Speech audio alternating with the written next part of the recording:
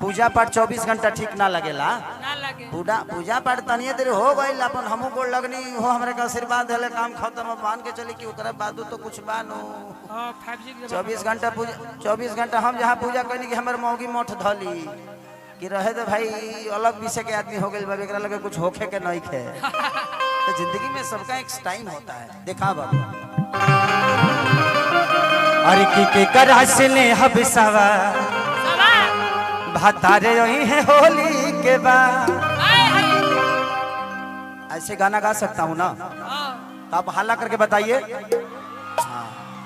हाँ ना देखिए हम परिवार वाले आदमी है ना तो हम बहुत कुछ देखते हैं जेकर शादी नहीं के भलू ओकनी के का तो सब बांठा घूमत रह से ने एमे कितना लोग के बियाह नहीं के बोलते हाथ उठाई बोलो आय माई ई मोय जवर नोड़ुए बकारी।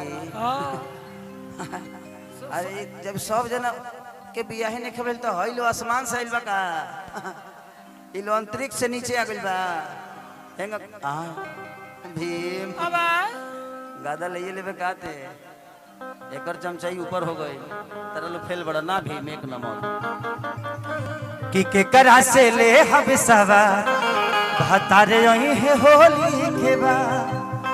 अरे देवरा तो कोई सहा कैसे रहब फगुआ भा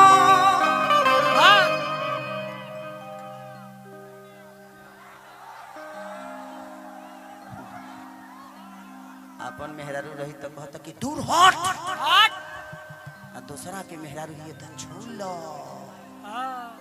लो तू छुबा तार नसीब में नहीं खे हम छुए तो तहरा पता चल जाए कि हाँ हम छू लेनी। अरे दादा एक से एक लोग धरती पे पैदा भइल बा भाई। पल्लवी जी आप चिंता मत करिए अभी तक आपका स्ट्रगल था आज से स्ट्रगल नहीं रहेगा खत्म हो जाए। बैर ले लेबा का तू बैरवा ले लेबो बैरवा लेबो। अरे के करा से ले हबसवा हतारे रही है होली के बाद। के करा से ले हबसवा हतारे रही है होली के बाद। देवरा तो कोई सहा कैसे रहब फगुआ भा देवरा तो कोई सहा कैसे रहब फगुआ भा पल पल दयावे नैया हतारे यही है होली के बाद। करा से ले हम सवा हतारे यही है होली के बाद।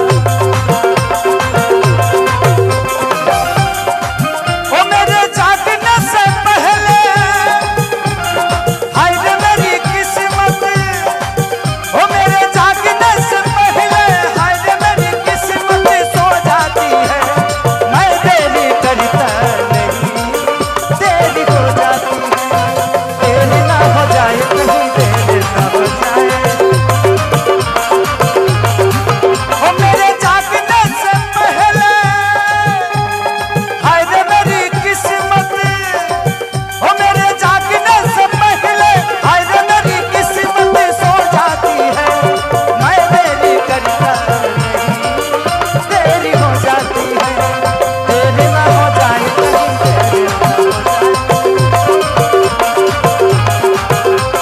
कि करा से ले हम सना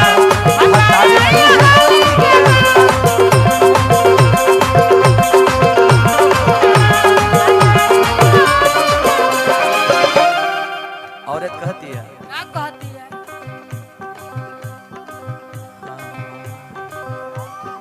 अच्छा ये ऐसे हरक रही है जैसे कि आज तक इनको किसी ने छुआ ही नहीं। किसी ने नहीं छुआ छुआ है ना के छूला बा वही तो शूटिंग में छुआ है।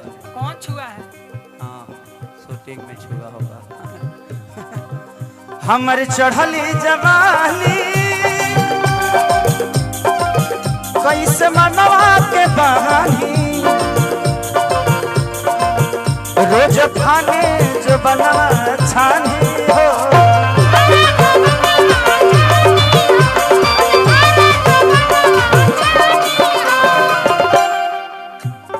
घर के परेशानी केहू दोसर कमानी जेकर मोहरत न दर्द का जानी हो